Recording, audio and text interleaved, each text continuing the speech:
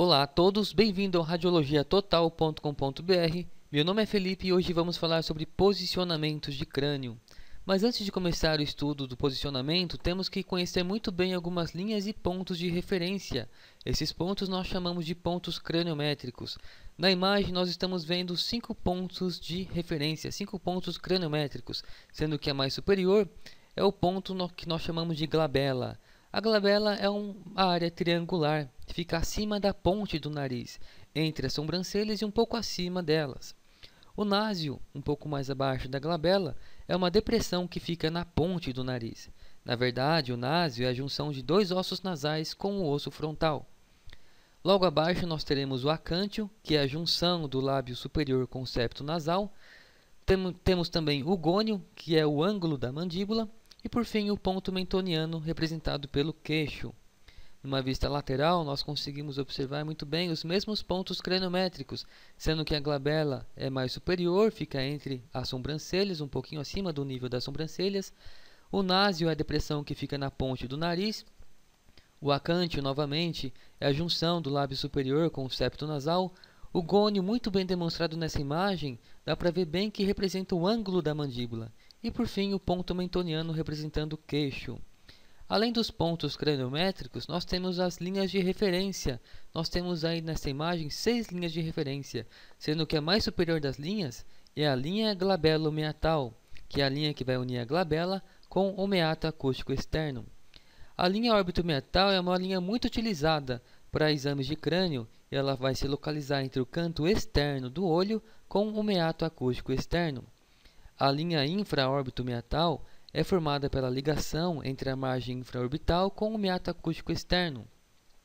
Temos também a linha acâncio-meatal, que vai unir o acâncio com o meato acústico externo. Temos a linha lábio-meatal, que vai unir o lábio com o meato acústico externo. E, finalmente, a linha mento-meatal, que vai unir o mento com o meato acústico externo. Para exames de crânio, nós teremos 6 indicações. A primeira indicação que nós estamos listando nesta videoaula são as fraturas. As fraturas são de fácil visualização, porque na imagem ela vai ser representada por descontinuidades ósseas, como esta que nós estamos vendo aqui. Uma outra indicação para exames de crânio são os ferimentos por disparos de arma de fogo. Caso o projétil não tenha saído, nós conseguiremos visualizar muito bem a localização do projétil, pois o projétil é de alta densidade, muito bem demonstrado em exames radiológicos. Neste caso, nós estamos vendo 2 radiografias de crânio simples e nós vemos vários fragmentos de projétil de arma de fogo localizado aqui nesta região parietal. Já nesta primeira imagem, nós percebemos que esses fragmentos se encontram na periferia do crânio. Uma outra indicação para exame de crânio são neoplasias, e neoplasias são crescimentos novos e anormais de células. Aí, para ver na imagem, vai depender muito do tipo de lesão. Nós poderemos ver lesões destrutivas com hipodensidade, podemos ver lesões osteoblásticas com hiperdensidade ou a combinação das duas. Nessa radiografia, nós estamos vendo uma tumoração osteoblástica da região da mastoide, então uma imagem hiperdensa. Uma próxima indicação é o mieloma múltiplo, que consiste em um ou mais tumores ósseos que se originam na medula óssea. E na imagem nós conseguimos perceber o mieloma múltiplo por apresentar várias lesões osteolíticas, essas que nós vemos em radiotransparência. Uma outra indicação para exames de crânio são os adenomas de hipófise. Mas os adenomas são tumores de hipófise que são muito melhor demonstrados em tomografia computadorizada ou ressonância magnética. Mas numa imagem radiográfica, numa imagem num raio-x de crânio, nós conseguimos ver o aumento da célula túrcica e uma erosão da célula, muito bem demonstrado por esta seta aqui nesta região. Uma outra indicação para exames de crânio são as doenças de Paget, e essa é uma doença de origem desconhecida. Na imagem, nós vamos ver várias regiões radiodensas e radiotransparentes, como essa que nós estamos vendo aqui, com aspectos de flocos de algodão, característico da doença de Paget. Bom, vamos falar agora sobre posicionamento do crânio. Nessa videoaula, nós veremos 5 posicionamentos, que são os mais utilizados na rotina clínica. A primeira posição, a primeira técnica radiológica para exame de crânio é o PA, póstero anterior, com raio central a 0 graus. Para realizar esse procedimento, nós devemos ajustar o paciente de modo que a linha órbito-meatal, muito bem representado nesta foto, fique perpendicular ao receptor de imagem, essa que nós estamos vendo aqui. Assim, o raio central vai ficar paralelo à linha órbito-meatal e perpendicular ao receptor de imagem. E o raio central deve sair na região da glabela. Então, nós estamos vendo o paciente aqui com a linha órbito-meatal perpendicular ao receptor de imagem, o raio central paralelo à linha órbito-meatal, muito bem demonstrado nessa fotinha do crânio, e este é o resultado, esta é a imagem radiográfica. Nós estamos vendo aqui o osso frontal, dá para ver bem a crista etimoidal aqui, dá para ver também os canais auditivos internos aqui no interior da órbita, estamos vendo os seios etimoidais e dá para ver também a lâmina perpendicular do etimoide, o osso vômer, formando aí o septo nasal, as conchas nasais inferiores também. Próximo posicionamento é o perfil de crânio. Para realizar esse procedimento, nós devemos ajustar a cabeça do paciente num perfil verdadeiro, com o lado de interesse mais próximo do receptor de imagem. Aqui nós temos que ajustar a linha infraórbito-meatal ou a linha interpupilar perpendicular ao receptor de imagem. Então, nós estamos vendo aqui o paciente com a linha infraórbito-meatal perpendicular ao receptor de imagem. Nesta fotinha do crânio, nós estamos vendo a linha interpupilar também perpendicular ao receptor de imagem.